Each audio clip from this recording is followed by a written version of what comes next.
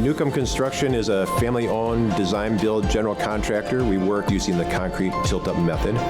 We cast our own concrete wall panels on the job site, and then we tilt them up. What I really love about our job is working with the clients. They strategize and dream for their own company. We're part of it.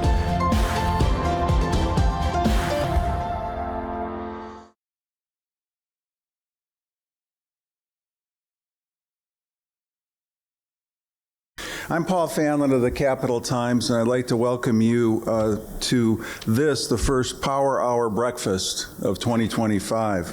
As many of you know, you've been here before, our goal with these breakfasts is to bring top CEOs from across the state to Madison to talk about doing business in Wisconsin. Today is our 10th in our series that started in the fall of 2022. Our guest this morning is George Whittier, who's the CEO of Fairbanks Morse Defense, which is headquartered in Beloit. I'd like to sincerely thank George again for joining us today. I thanked him a little earlier, but thank you, George, for being here. As always, thanks.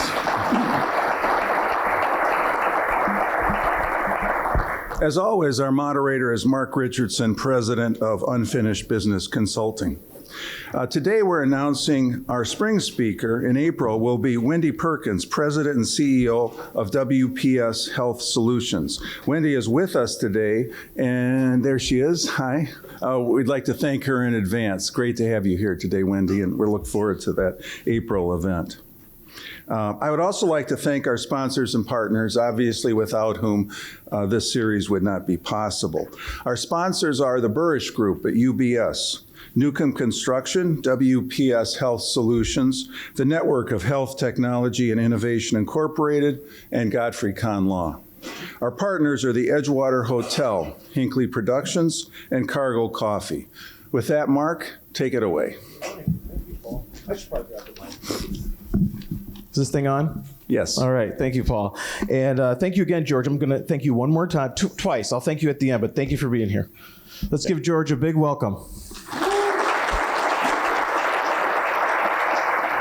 And thank all of you for being here. 19 degrees out at this morning, and we got to do something about this weather, Paul. Can you work on that? We will. Okay.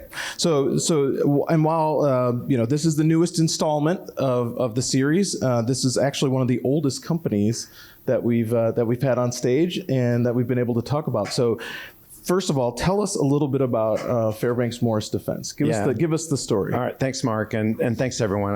It's a real honor for me to be here. I appreciate the invitation. When Mark reached out, I was like, "You guys want to talk to me?"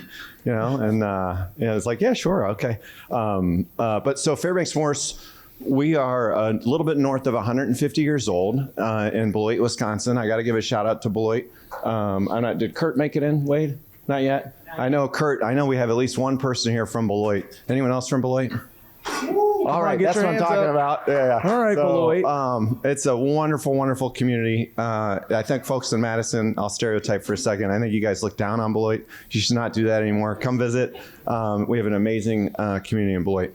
So we've been there for about 150 years. And like almost every other old Wisconsin company, we started off doing things for farms. And so the first products that we made were windmills.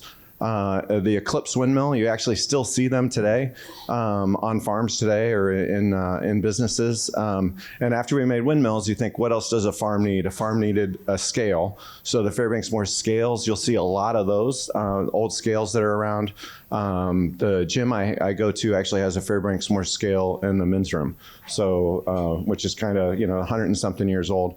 And then from there, you think, what does a farm need? It needs power, right? And so we started making pumps, we started making motors, and we started making engines. We made the first gasoline engine in the United States in 1893.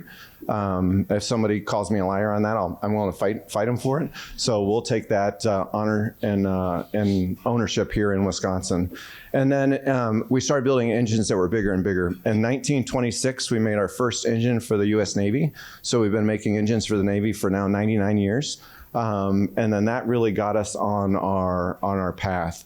During World War II, or the lead up to World War II, we made almost all of the engines for the submarines. And a lot of those submarines were actually made in Wisconsin. Bay Shipbuilding, Marinette, all of the Great Lakes shipyards. really were converted to making submarines, and we made all those engines. Fast forward to where we are today. In 2019, we were part of a public company. We're kind of a little bit of a redheaded stepchild, forgotten. They sold us off to a private equity company. That was in January of 2020. And since then, we've really said, hey, the company is not an engine company per se. What we really are is a defense supplier. So we changed the name of the company from Fairbanks Morse to Fairbanks Morse Defense. At that point in time, we were about $250 million in revenue. This year will be about $1 billion. We've made about 13 acquisitions, and we've really kind of all in. About 90% of our business is now defense. So That's the first gasoline engine in the United States. in the United States was built here in Wisconsin. In Wisconsin. Did anybody know that 1893. before he said that? All right. Then you learned something today. It was worth getting up. It's worth coming out. So thank you for that. And no offense to any redheaded stepchildren in the room. So you thought you were in the engine building business. That's right. And then you realized you weren't. Yeah. Which is, I think, part of being in business when you realize that you're not in the business you thought you were. Yeah, I think it's a great, and for anyone in the room, it's something that's probably worth thinking about. The old phrase, if all you have is a hammer, every problem looks like a nail. And so when we were an engine company, we thought every one of our problems we needed to solve then with more engines. And we actually had a strategy, 15 years or so ago, 10 years ago, that we were going to start selling engines in the Amazon rainforest and poorer parts of Africa. Which is noble. I'm not going to argue with that, but it's not financially smart at all. When I got to the company about 5 years ago, I said, well, are they going to pay us in papayas? I mean, what's the currency here? How are we going to make this work? And so we just disbanded all that. And we said, hey, we're not really an engine company. Again, what we really are is a defense supplier. And I think about that like a camera lens. It changes the aperture. It changes the lens in which you think about the business. And with that, it opened up a whole realm of new possibilities and opportunities for us. And that's how we've really grown to where we are today. That's incredible.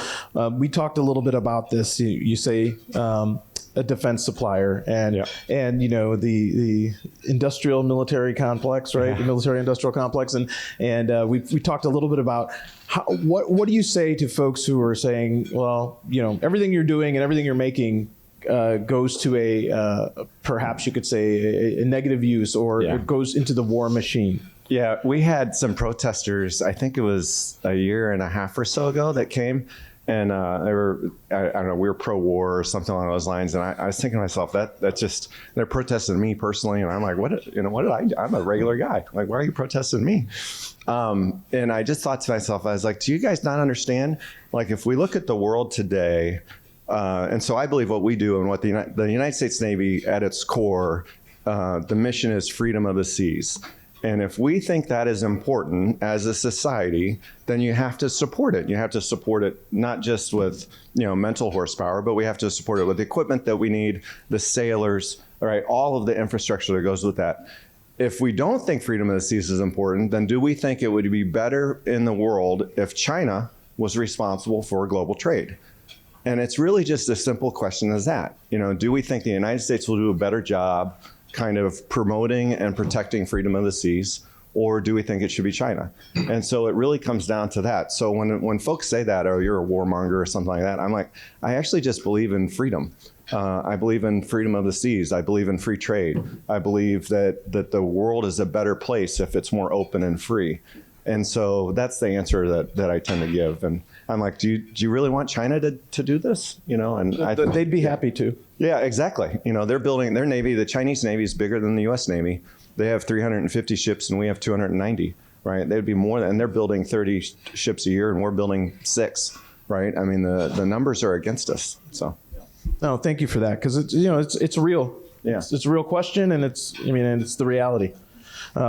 So is the Navy your only customer, or Coast Guard as well? Guard. Okay. Yeah, but they're not actually purchasing it directly, are they? No. How does that work for you? Yeah, most of our business actually goes to the defense contractors, the big primes. So like Lockheed Martin, General Dynamics, Huntington Ingalls, there's 5 or 6 big defense contractors.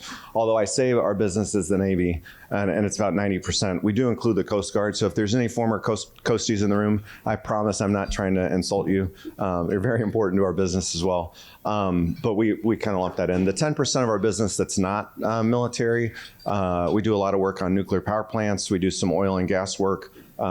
There's some international work as well. But most of that is kind of legacy, where the engines are older and we're maintaining them. So you said, when you realized you weren't in the engine business, that shift sort of changed the whole game for you, and acquisitions started to happen, and you started getting into other things. So take us from that time. How big a company were you when you thought you were an engine company? How big a company are you now? And maybe name some of those acquisitions you made. So we were in 2021, we were about $250 million in revenue, and we had about 450 employees, primarily in Beloit. Today, like I said, this year will be about $1 billion in revenue, and we have about 1,500 employees. Almost all of them in the U.S. We do have businesses in Canada and in the UK. The most recent acquisition we made is actually Rolls-Royce. And so when my kids found out about that, they said, "Dad, do I get a car?" And I'm like, "No, that's not that kind of Rolls Royce." And then they're like, "Oh, we don't care." And I was like, "Really? That really hurts." I can't even impress my kids. It's tough. The kids are the worst audience. But Rolls Royce, most people think when you hear Rolls Royce, you think of a car. They actually aren't in the car business. They sold that off a long time ago. Rolls Royce's primary business is jet engines. And then they had a secondary business that made propellers. And when you think of propellers for the Navy, think of something that's as tall as this room, so a 20-foot tall propeller. And that's the business that we bought. And that's located in one business. One piece is in Boston, and one piece is in Mississippi. Okay. So I would imagine, in doing some research, which is really cool to see some of the videos that you put together for the Trailblazers. We'll get to that in a minute. But what I found was, while you were a 150-plus-year-old company, technology is at the forefront. Yeah. Which sounds crazy to say, but tell us a little bit about technology and what it means to your world today. I kind of, sometimes I think of our business as a startup, right? And from that standpoint, even though we're 150 years old, we don't act like it. Probably 3 years ago, I think it was in the 2022 timeframe, I was looking out at the market and I was thinking to myself, we're making all these great products. We're making engines and valves and on all these things, but we're not really advancing technology.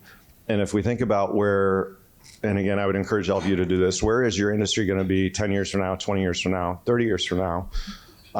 And so how do you start getting in front of that? And I thought to myself, we really need to have a technology wing to our business. And so the goal we have is that we want that to be a $50 million revenue stream.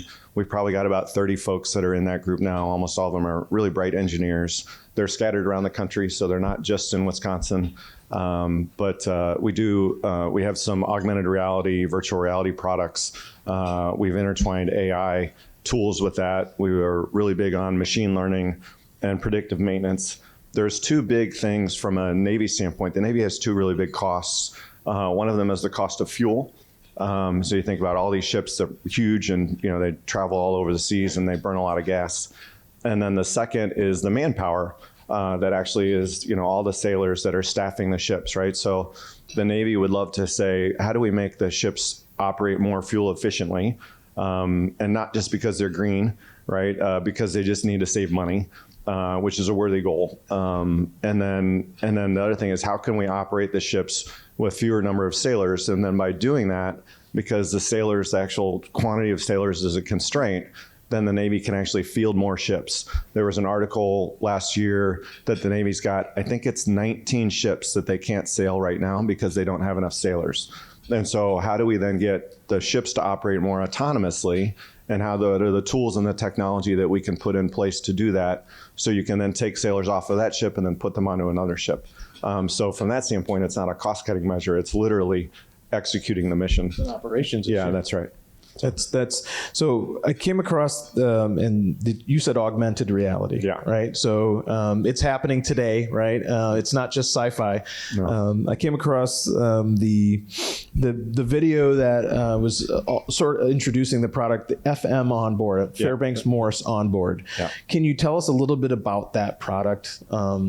Slash service, because it's kind of a service as well. Both. So okay, so Right. tell us a little bit about that. Yeah, so it's think about it like if you have a teenage boy, with a headset on, it starts with that, and then you put that onto a sailor, and you stick them in front of a piece of equipment. And our technology is agnostic, so it can work on Fairbanks Morse equipment, it can work on Caterpillar equipment or Kohler equipment or any other equipment that's out there, as long as there's sensors on it.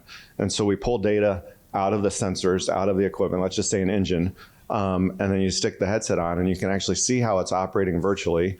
And then you have a tie back to the factory so that if your cylinder starts running hot or your fuel is a little bit off, you start to immediately be able to interact, to be able to start to operate the equipment at the right level where it needs to operate.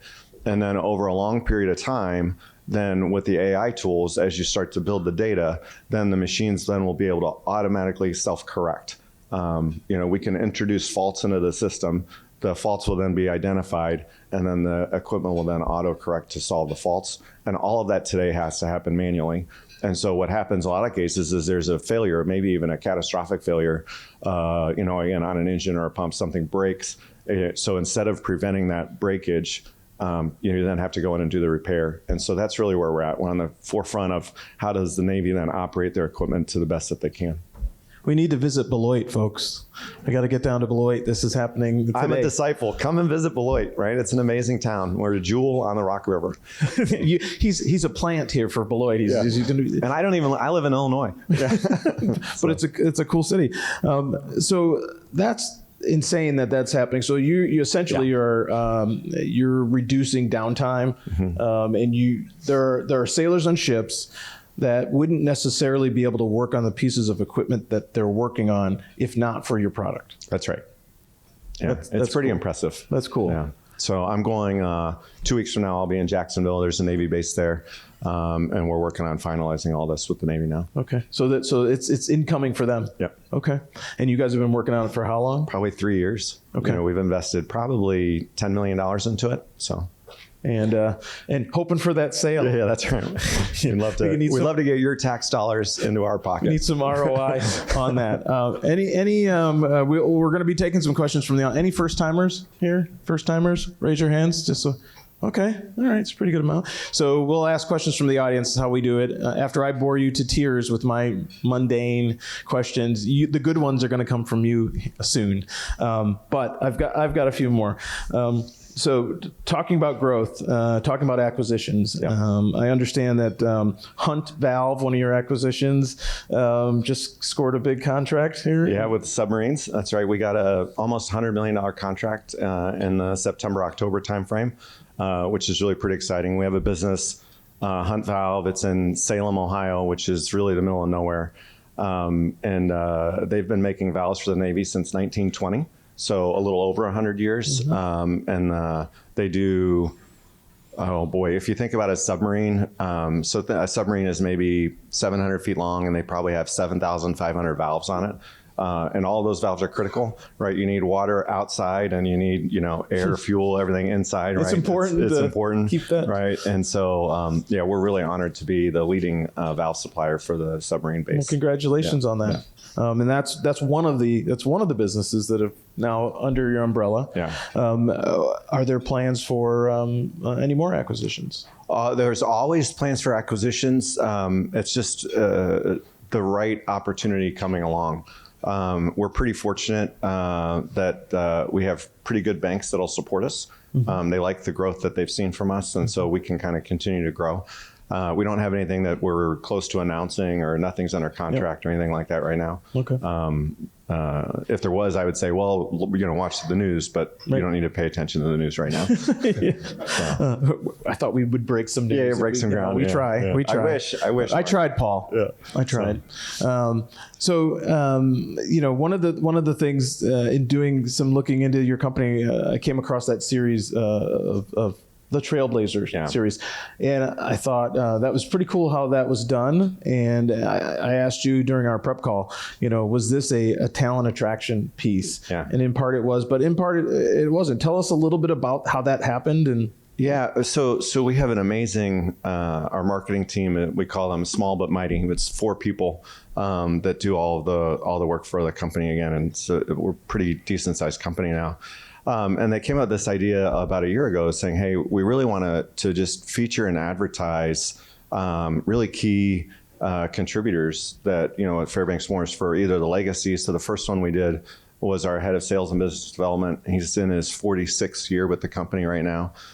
63 years old. He started when he was 17, working in the factory as an apprentice, and has just worked his way up. An amazing, amazing story.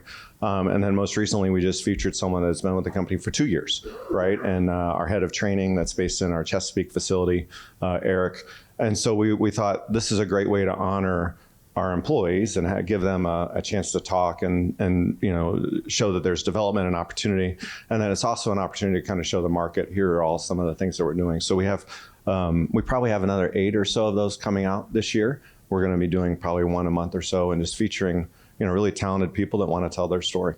Yeah, it was pretty cool. And when I said, is it a talent attraction piece? And you're like, yes, but it's also a way for the other employees to get to know their coworker. Exactly. And it's a big company now. We used to kind of just be in Beloit, and now I think we have 21 locations. So not everyone knows everybody. Yeah, that has changed, I would imagine. The tech hub that you talk about that's got 30, 40 people in it. How long has that existed for you guys? And how many of those folks are remote? Yeah, so we started that in probably the 2022 timeframe, and the head of that business for us actually lives in Denver. Works out of his house. We've got a small group of folks that are here in Madison. Actually, some engineers that are here. We've got people in Texas, so it's really it's pretty all over, as long as we can get together and get the work done. And then there still is a core of probably 15 or so that are in Beloit to do testing and actually touch products, more than just the intellectual part of it. That's got to be a new. It's a 150-year-old company, and everybody's been in Beloit doing what they do. Yeah. And then all of a sudden, boom, we've got something brand new. Yeah, you've got folks all over the country. Yeah. And that's certainly a post-COVID thing. Yeah, it really is. And we're not, again, I recognize everyone has a different point of view on this, but we still have people that work remotely, and we're fine with that. We have people that come to the office, and we're fine with that too. We're pretty flexible. I know some folks are hard on one side or the other, but I'm like, well, whatever works, for you is what I want. What's the best, how can you be the most, efficient and capable and, valuable to the company, and whatever that is, that works.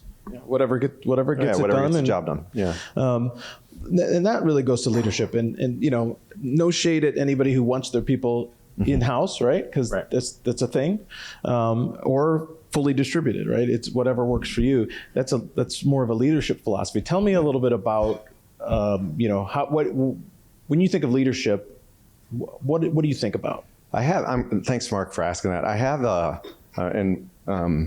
some of you, Ben is sitting here. He's probably heard me give this speech 15 times, so I'll try not to go too long. Well, we haven't heard it. We haven't heard it. He can hear it again. So, but I really I talk about leadership a lot. Maybe not every day, but certainly a couple of times a week. And I really talk about values-based leadership. And so when I came back to the company, I probably should have said this. I ran the company when we were part of a public company. I was the division president from 2009 to 2012, and then I left. And when we went private, the new ownership asked me to come back as a CEO, which is how I got there. But so on my first day back in January 2020, I gave a speech, and I talked about values. And I said there are 3 values that are going to drive us, the leadership values that we're going to have for the company. And I said, and the reason that we have 3 is because I am no means by anywhere close the smartest person around, and I can remember 3 things. And I said, so I figure everyone else can remember 3 things too. And a lot of companies, they'll have a values of, 7 or 9 or something, and no one knows what they are, right? No one can remember 7 things. Well, I don't know, there's people here that can, but I can't. And I was like, well, everybody can remember 3 things. And so the values that we have are integrity, velocity, and teamwork. And they all work together to how do we run the company and how do we operate the company. And so from an integrity standpoint, former Senator from Wyoming, Alan Simpson, said, if you have integrity, nothing else matters. If you don't have integrity, nothing else matters. And I thought, wow, I can't improve on that. That's a great, and that's what we want to have. We want to have integrity in what we do. We want to be respectful. We want to admit when we make mistakes. We want to fix them. We want ownership. We don't want to point blame. We want to be upright and good in the eyes of our customers and our employees. I'll talk about velocity last. The third value we have is teamwork.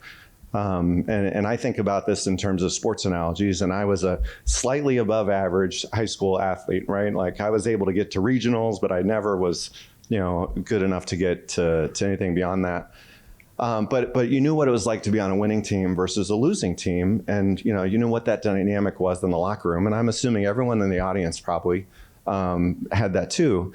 And you know what, like winning teams, like if you're on a winning team, I think, and actually, I was at a Packers game earlier this year, and I watched this actually happen where Love threw a pass. I forget who the receiver was, and he just dropped it, right? Hit him in the hands, and he dropped it. And you could see he just shook his head, and Love smacked him on the ass, and it just like, hey, you'll get the next one. Don't worry about it. And that's what a winning team is. It's like you get back to the huddle, you made a mistake. And a losing team is where the receiver's like, well, you threw a bad pass. And then the quarterback's like, well, you should have caught the ball, and they're squabbling with each other and they're fighting with each other. And if that's the dynamic in your locker room or that's the dynamic in your company, then you're not going to actually have a winning company.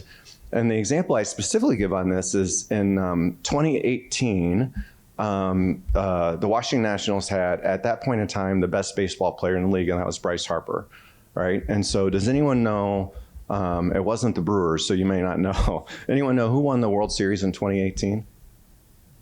It was the Boston Red Sox. Did someone say that? Boston Red Sox? Yeah. So if you're a baseball fan.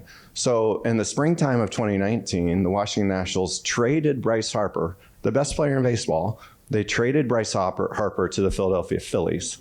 So since 2019, anyone know how many World Series has the Philadelphia Phillies won? 0. Right? Who won the World Series in 2019? The Nationals.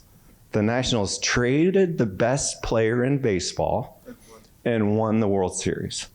So who's smart here, right? So the best player in baseball is a jerk, right? Nobody likes to work with him. He's not a good teammate. He's the I'm in your face. You should have thrown a better pass, or you should have. All of the problems that you have in the locker room, you have with this guy. And I've never met him, so, but this is what I've read about him. And I don't think the Phillies will ever win a World Series because they have the best player in baseball. And today I think it's probably Juan Soto or Ohtani from the Dodgers, but he still is in that upper league. And so for you in the audience, not that I'm trying to lecture, but think about it for your teams, how many Bryce Harpers do you have on your team? And you need to get them off your team. Right? They're damaging your business. They're damaging your company. So addition by subtraction. That's right. And we've done that. And we've really tried to, and I have I tell people we have a no asshole rule. We will not hire someone that's like that. And other companies are very different. They're going to like, no, we want those people. We're on a drive. And I'm like, well, you're going to have chaos, and I don't think you're going to win. And then the second value we have, and my team will joke with me and they'll say, George, you talk about 3 values, but you really only have 1.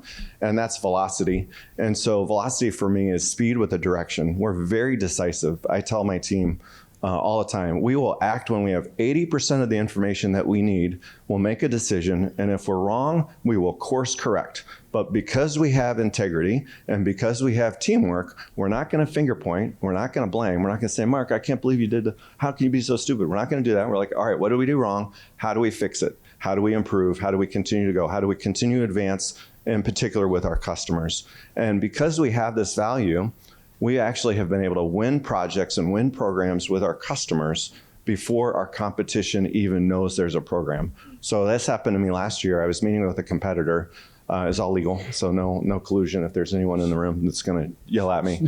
And he said, you guys won that, and we didn't even know there was a bid. And I said, yeah, that's because we operate with velocity. Like we were in with the customer before anyone else knew that this was going on, and we got it all locked down, right? Because we were able to act quickly and decisively. Yeah. And so that's how we, again, that's my leadership philosophy. But you put all three of those things together, and it works for us. And so, yeah. Anyway, just wanted to share that. Yeah, no, that's great. I'd heard the first and the third before, right? Those are not uncommon to be on a list, but the velocity is a new sort of a new one, or at least how you phrase it is I think new. it's a differentiator for us. So no, that's great. That's great. So, you've grown, you've expanded, acquisitions, and so velocity is happening, right?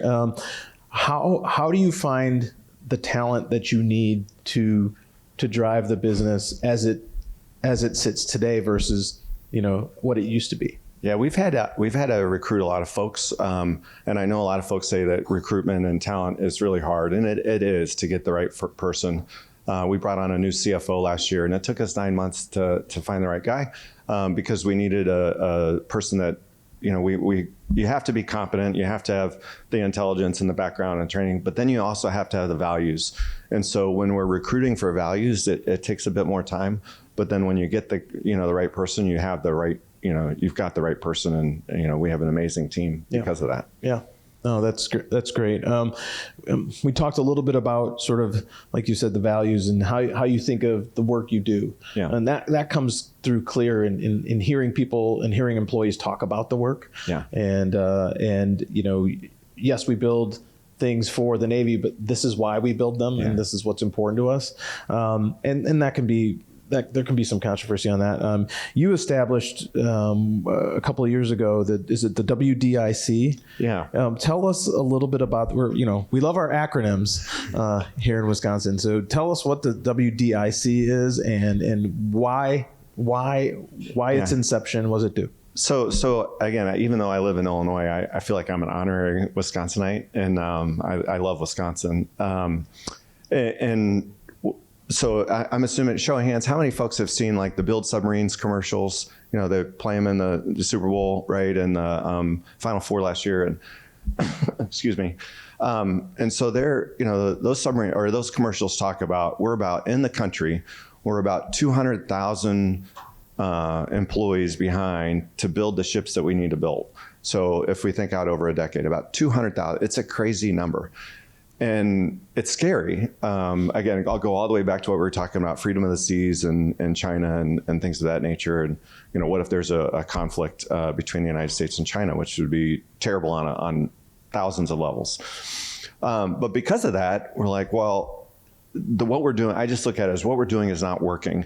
The way that the contracting works and the way we're trying to build ships. And I have a Navy, obviously I have a Navy lens on this, but I think the same is true if you're in the Air Force or in the Army as well. And so I said, and I started working with the WMC, and I just said, we should have a Wisconsin group that promotes doing more national security, national defense, manufacturing in the state of Wisconsin, right? How do we get more federal contracting dollars into Wisconsin? And then how do we then grow the employees? How do we get more employees engaged in defense in Wisconsin? So we have really two goals, and that's it. It's just two primary goals. It's not political. It's nothing like that.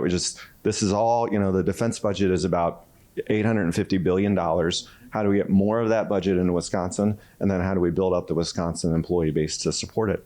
And so about 18 months ago, we started this program.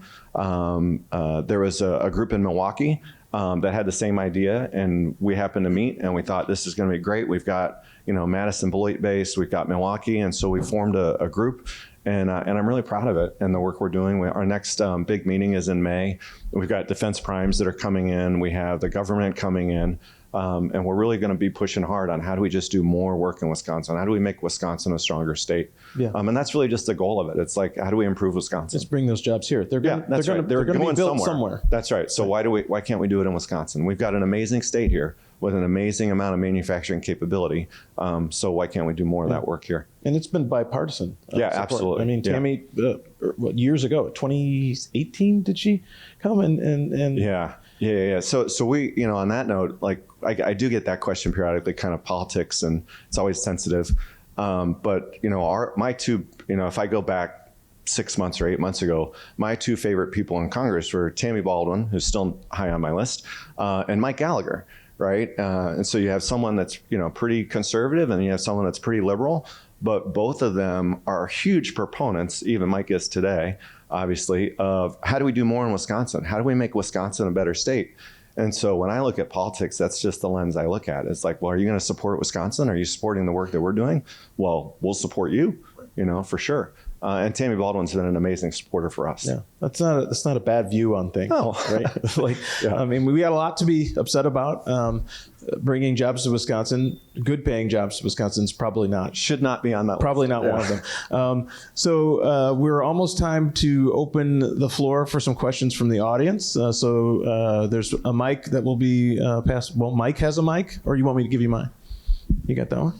Cool. But I've got some, there's part of the series is meeting the people behind the businesses, right? Yeah. So you say you're an Illinois guy. Yeah. Where are you from originally?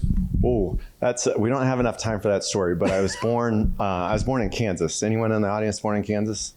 No. So I've asked that question probably 20 times. I've never had anyone raise their hand. So, yeah, nobody's from Kansas. Kansans don't come to Wisconsin. Yeah, apparently. That's right. You just don't. If you're born, I don't know, there's 12 people in Kansas and they all stay there. So, but I've lived in 13 states. The longest I've ever lived anywhere in my life is 6 years. And that was when I was in Elburn when we were talking about that. So, I'm a happily divorced dad of 3. Okay. So my kids are 23, 21, and 18. My son is 18, and he's not really college material. And we hired him as a welder over the summer, and he's on that path, and I'm super proud of him. And he's probably going to be debt free and making more money than the folks rolling out with a bachelor's. But we need a lot more people in the trades, and so for me, I think even personally to say, hey, here I am, engineer by background, the CEO of this company, and my own son wants to be a welder, right? Mm-hmm. And I think it's wonderful. Yeah. Right on. Questions, hands in the audience. Oh, got one over here. Because I'm going to ask you about your fandom. If no questions come from the audience, you lived in Illinois, you're here in Wisconsin. That's the most controversial question that can be asked. Hey guys, Giovanni Aleman here. And, we are at the start of the year, and a lot of people are doing strategy and planning. And so I don't know if you guys do that around this time of year. So I'm curious, though. You talked about leadership philosophy and some of your values, which funnel into strategy. I'm curious how you guys approach strategy, if you have a strategy statement that you would share, or anything generally that you may share around that topic. Yeah, so we do, great question, and thank you for that, by the way. We do an annual strategic planning process. We kind of have a operating cadence, and we actually do that in August. And so the reason we do that is in August, and we look out 5 years, and we say, well, what that then does is then that feeds us into our budget cycle, which then starts in kind of the September, October kind of time frame. But every August, then I'm asking all the folks that work on the teams, all right, what are you looking out? You see, what's the next 5 years? What's the market look like? What's the technology that we need to be after? Are there acquisitions that we need to be pursuing? What are the weaknesses that we have on a talent development standpoint that we need to go and fill? Who's going to be retiring? What are those kind of things? What are the capital needs of the company? We invest about 3% of revenue into capital a year, which I think is probably a pretty standard for manufacturing companies in the audience. See some head nodding. So for us, that's about, 25, 30, $40 million, something in that range. And where do we want to divide that up? We have 20 sites, so we can't put, $20 million at one site and nothing somewhere else. And so we work through all that process kind of in the August timeframe. That feeds us into the September, October timeframe. And then when we start the year, we're ready and we're rocking and rolling. We put last year behind us and we're already focused on 2025. Thank you for that. As a leader of leaders, what do you see as the biggest challenge with growing your leadership team and your broader leadership skills throughout the company? Boy, that's the biggest challenge in growing the leadership team. Maybe it's, I would say maybe what I mentioned earlier, it's finding the right folks that share the values. We've had to fire people. I say we, I guess it comes down to me. I've called, firing people for, not values violations, right? I can give a couple examples. We had a guy that was having an affair with his assistant, and he was lying about it, and he was saying, no, this isn't true. And I'm not the moral police at all, but you can't, again, if we're going to say that integrity is important, you can't have sex with your assistant, right? I mean, that just doesn't work. And so, and then you can't lie about it. And so we've had to do that. We've fired people for being the talented jerk before as well. It's just, you just have to make sure that you have the team that really believes in the mission and strategy and values. And then when you have that opening, you've got to find someone that fits that. The team that we have now, I've been in manufacturing this will be my 30th year, which makes me feel really old. By the way, Mark, I know that we talked about this. Is like, yeah, I know I'm 53, and I'm like, how did I become 53? Right? I feel like I'm 33.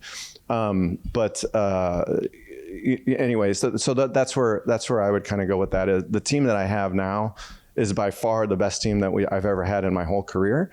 And I think it's just taken me that long to kind of figure out the aspects of leadership and values that are really that important to drive the results we want. And then it's a big deal for us that everybody gets along. We want a collaborative atmosphere.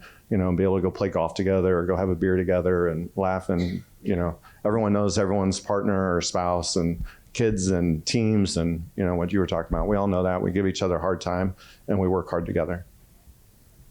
Love that. Did we see another hand? Yeah. First of all, thanks for being here, and really appreciate your comments about the importance of freedom and the role you play in helping preserve that. It's my understanding that submarine engines historically have been diesel, but there's been a movement to nuclear-powered subs. And what impact has that had on you? And yeah, so the first, great question. So the first nuclear submarine was the 1950s, I think. The Nautilus, I think, is the name of that. No one write that down in pen and come and yell at me later. George, you're a liar. Don't do that. And so for 70 something years, we've been making nuclear powered submarines. In that case, and this happens on the main nuclear powered ships in the Navy are the submarines and aircraft carriers. And all of them then have a backup engine, a diesel engine, because what happens if the reactor goes down? Then you have to have an engine that kicks on to do two things. One, if you're a submarine and you're 100 meters under the ocean, you've got to be able to get up to the sea level. And so you got to be able to operate the pumps and the life support systems, and otherwise everyone's going to die. I mean, just as simple as that. And then the second thing is when you're just doing kind of maintenance, and you have to be able to have that power available. So those engines don't run a lot, maybe 10 hours a month or so, but they're super critical.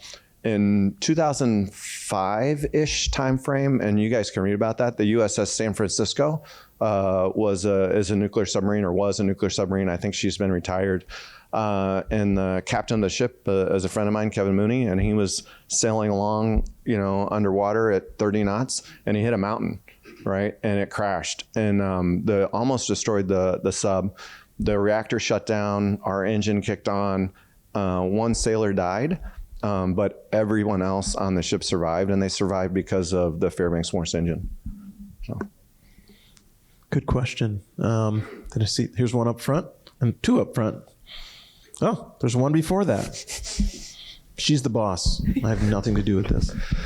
Hi, Travis Turnquist. I really thought it was awesome how you used velocity, and you said 80% of the knowledge is enough. Yeah. I think a lot of businesses have some, paralysis by analysis and get caught in the weeds. Can you talk a little bit about, one of a merger where maybe you found something out in that 20% that was not what you were hoping for, and how you were able to be proactive and, make it work? Yeah, I would say nothing comes to mind, but I'm sure it happens frequently, because we just have we just kind of roll with it. We're like, okay, well, we'll just course correct. All right, well, this is what we learned. All right, well, what are we going to do? I think what we've done a pretty good job on is kind of keeping our eye on the mission at all times. How are we going to support our customer? How are we going to enable freedom of the seas? And so by doing that, when you hit roadblocks or you hit stumbling blocks, you just figure out a way to kind of work around them. So nothing is really jumping out at me in mind, but I know it happens, and I know we just kind of work through it, right? And again, we try to operate with all three values, not just velocity, because, if you do that, when you hit a problem, you don't finger point, you solve the problem, and you're on one team at the end of the day. So Good question. Yeah, 2 questions up at the front here. Question up here. So my first question is, man, where you get them socks from, man? yeah, I've been known for my kids, who I love dearly, give me socks and cufflinks. So I've got Pac-Man cufflinks on today, and I have Red Solo Cup socks. Yeah. Let's give a shout out to Toby Keith. The more serious question is, what is your biggest supply chain worry moving into 2025? Oh, that's a great question. So for us, we have our supply chain. We buy about $250 to $300 million a year in materials. The vast majority of that comes from the U.S., which is fortunate. So we probably have 2 challenges, but we buy about $50 million from Europe, mainly forgings and castings and things like that. And I do worry about although we don't want to really talk about politics, if Trump really puts a big tariff on Europe, that will have an impact on us. A 25% tariff on $50 million is a $12 million hit that I'm going to have to figure out how to pass along to my customers and contracts, and how am I going to do all that? It's going to be a mess. And so I hope that doesn't happen. And then the second one is that, and this is more broadly in the U.S., is, again, hopefully manufacturers would echo this. The state of foundries in America is horrible, right? If you go into a foundry in America, you feel like you're going into a company that was, started in the 1890s and they've never put a penny into the business. And it's really tough. And so getting good quality castings, reliable castings, in particular for our industry, is really a challenge.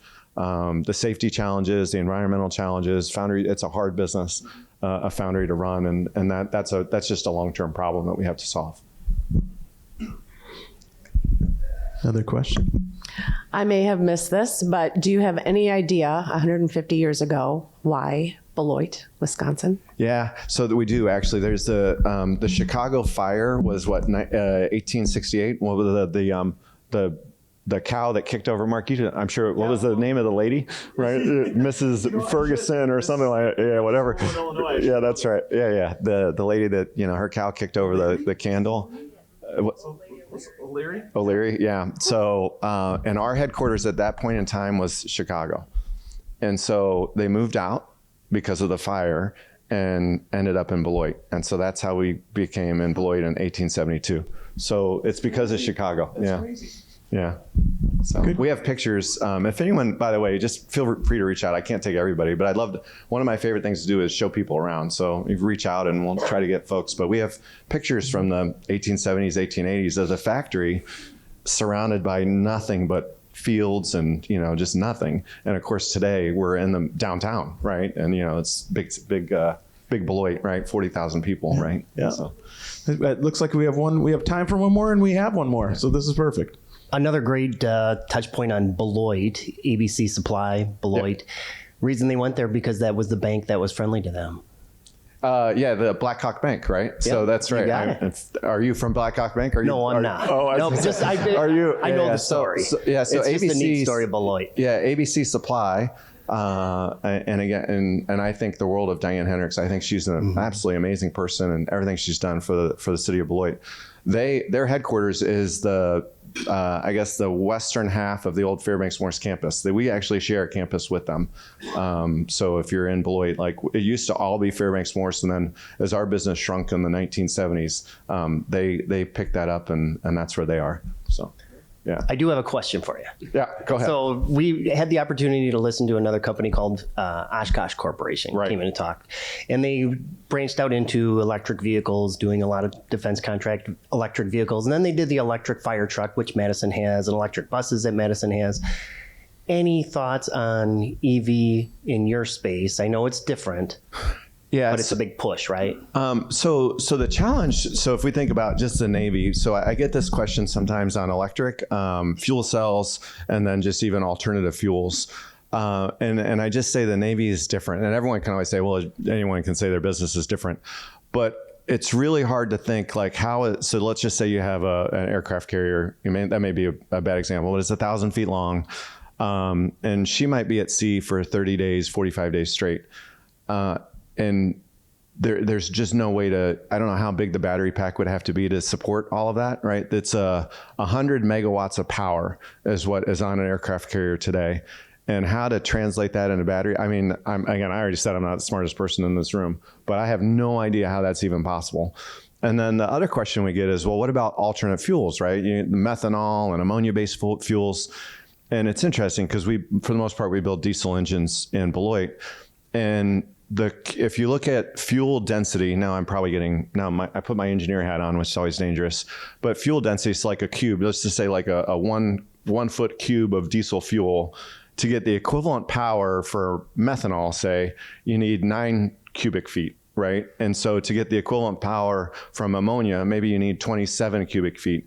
And so again, and if you're on land base, you can say, well, that's fine, we'll just make a bigger fuel tank. You can't do that if you're the Navy and you're on a ship that has a very, constrained. Now, it does work commercially. Let's say you're a cruise ship. Well, you're gonna go, you're never at sea more than maybe 2 days before you hit a port, or maybe 5 days or something like that. And you have a chance to refuel. If you're the Navy, you don't, right? And so you've got to be able to operate on a fuel dense, reliable power factor. So you hear things like that all the time. And I just we don't put a lot of, I don't know what the right word is, but credence to that. For the Navy. That doesn't mean it's not valuable in other parts of industry. Sure. That's okay. We've had Shine here from Janesville. Oh, that's a great We've company. talked nuclear fusion. This is a smart group here. Yeah. We'll roll with you. Wherever you go, we'll go with you. All right. That's good. I think we are at time. Well, no, we're not at time. We got a couple more minutes. Any other questions? You're trying to kick me out, Mark. No, I wouldn't do that. Give George the hook. I wouldn't do that. Here's one up front. And Dan Guerra, you always have a question. I mean, you can always count on you. I do always have. All right. Well, if Jason's is short, then we're coming to you. Mine will be short. George, thanks again for joining us. Really appreciate your comments. You had mentioned in your background you arrived back at the company under a new owner after being away for a little bit. What were the biggest, maybe the top 3 or even less priorities that you had arriving back under this new role, new owner? Yeah, some of it I've talked about a little bit, but one, it was changing the way that we looked at the business. That was the number one most important thing.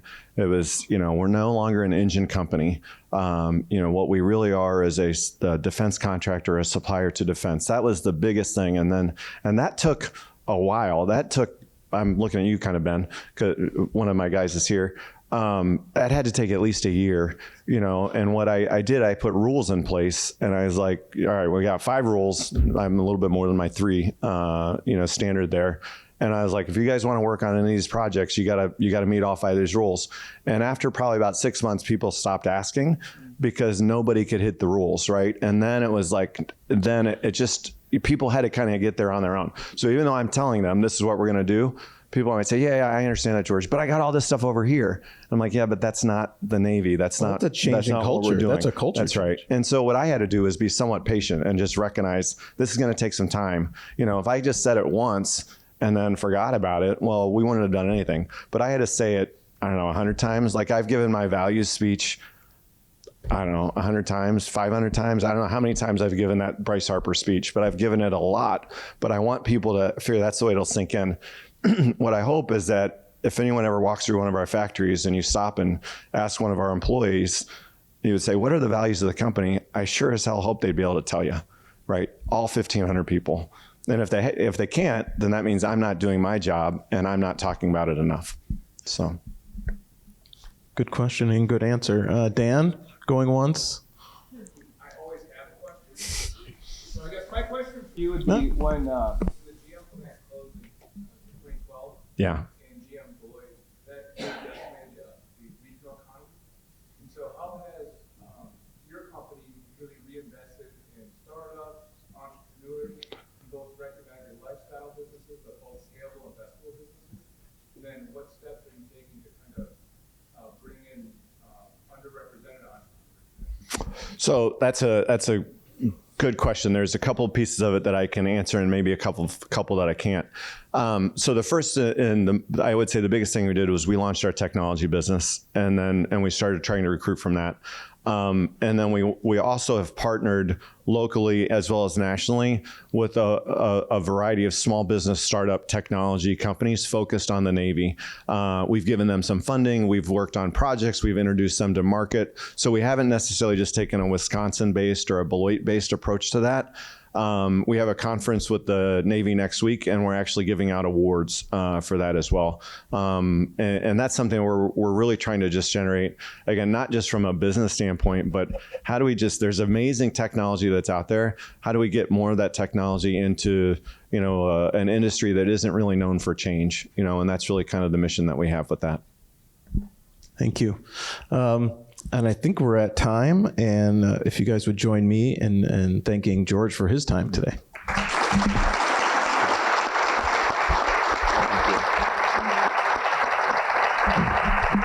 And so April, and should we give you the mic maybe?